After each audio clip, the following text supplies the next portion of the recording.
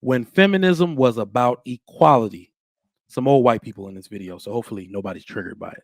When feminism was about equality, about levelling the playing field, which was tremendously important and exciting when we achieved that. Feminism today is all about advantaging women at the expense of men, and it's become very much caught up in the demonisation of males. I don't want to have any part of that. I was writing recently about boys' education. We just started to notice how badly boys were doing vis-a-vis girls. We have really very much feminist ideology infiltrating all our education systems, systematic programs to continue to advantage girls, and no one taking any notice of the fact that boys are falling out in huge numbers. The girls are 2 years ahead of boys on average. This is the first time ever we've seen a generation of boys who are going to be less educated than their fathers. That's really chilling. And no one cares, John. No one notices any of this.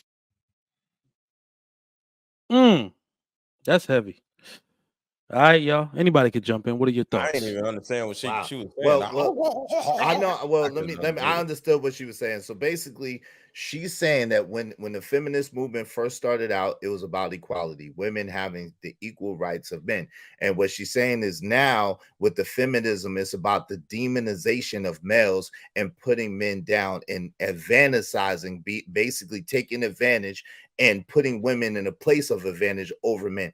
And yo, that's bars. It's phenomenal to hear a woman speak from that speech. And she said, modern feminism, even though I fought for feminism when I was younger, modern feminism, I don't want to have anything to do with it, because she understands, and this is what a lot of people that have since understand, the feminism as it is right now is causing the deterioration and destruction of the society and of the fabric of America. It goes against everything that we fought for, all of our rights and all of the things that make America great. So that's what she was basically saying.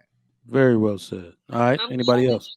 It down, and I can actually agree. I don't agree with no form of feminism, even the art of we should have the ability to work. I don't care about it. It does nothing for me. I don't get no joy or excitement out of paying bills. So even down to the idea of how women look at it today is more so of prioritizing women as more important than men. Like we're what do you call it? Complementary to each other. I don't think that my life is so much more greater or more important than a man. And I don't think that anything that I contribute to society is just so much greater and more important than a man. I welcome the presence of men. And I think that this has become so dangerous to the point where we're still sliding under things that women could be doing very harmful, not only to men, but to children and to each other. We don't talk about the fact that a lot of times when women do get assaulted, it's because another woman is in the mix. We don't talk about the fact that children are being abused at greater rates by women. We don't talk about the fact that women are also, sexually assaulting men. We mentioned the Brittany Renner situation last week when she actually sexually assaulted Charleston White. So, I think that this particular thing is trying to make us so much more powerful, or like trying to champion women in a spot that we really aren't fit or equipped to actually be in, because we can't run society. Well said again. All right. All right. So I feel like we created a monster, right? The feminism movement did stand for something very good in the beginning, because, we wanted our women to grow. We wanted them to have equal opportunities, right? Not necessarily equal outcomes, but at least equal opportunities to be able to do a lot of the things that our men did, right? And I can understand that. All of us have sisters, mothers, grandmothers, aunts, everything, daughters, right? And we would want for the women in our lives to do well. However, feminism has been weaponized over the past few decades, right? We've had Cosmopolitan, Oprah Winfrey, plenty of women platforms, even down to even if you're on social media, right? If you're watching like the Shade Room and everything else, all of that is feminism, right? Most of their fan base is women, and it's absolutely demonizing men. It's absolute, and it's, if you are in a platform that's going to prioritize women, that's fine, but it doesn't have to be at the expense of men. You don't have to dog us. You don't have to antagonize us, because at the end of the day, we're still needed, right? As far as how the world was built, it's men. As far as who's going to protect you, we've seen that lately, right? You're going to need men at some point. We're extremely valuable. Like when you talk about the entire infrastructure, it's men that put that together. We can't just negate men. You can't.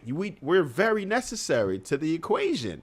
And they make women believe in every way that they possibly can that we're not necessary, or we shouldn't be prioritized, or don't need to be respected, and we're unnecessary. This is how bad they've gotten, right? And it's a craze right now. They've created a mob of angry women that now hate men. It's become hatred towards men.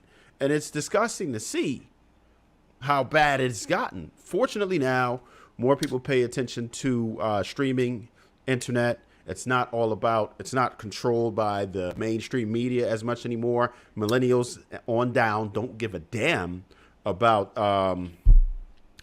commercials and watching TV when it's aired. Everything is on demand. Everything is YouTube or whatever, Instagram, whatever. You can get your information from where you want. And that's a double-edged sword, because at least you have access to everything. However, if you're on social media, YouTube included, Instagram, it'll kind of throw you into an echo chamber. So if you sat there and you watched something that was feminism related, and then you reacted to it, maybe you liked it, maybe you put an angry comment, right? They don't care what feeling you get as long as you give them FaceTime and react to it, right? So you'll be in these echo chambers, and you can come up with these beliefs and follow these other angry women who are already on that page. So it's just going to support, it's going to further perpetuate it, because now that's all you're seeing.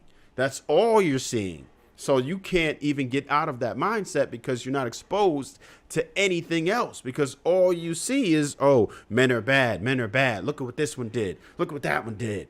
We don't need men. The hell with men. And that's what we've been seeing. So we're in a really bad pace. We're going to have to continue doing just something as simple as this, how we actually have, men and women who are able to converse together. And it's things like this is what's going to help the situation, us being able to have a dialogue, right? We need to do that on our own platforms as well. We need to have the dialogue. I always make it my business to have dialogue with women, to be able to get both perspectives so we can understand each other. Because if we don't at least take the time to listen to each other, understand each other, then we're not going to get anywhere. But I'll be very honest, between this platform and others similar to this, I've learned a lot more perspectives from women. I've been able to talk and say, okay, well, this is a good idea. That's not a good idea. Whether we had to shout about it, whether we had to just converse calmly about it or whatever, dig it out, we were able to come to some type of understanding, a better understanding and a better perspective than what we did. So it's just up to us to do our due diligence and continue to keep at least the discussions going, so at least we know what's going on.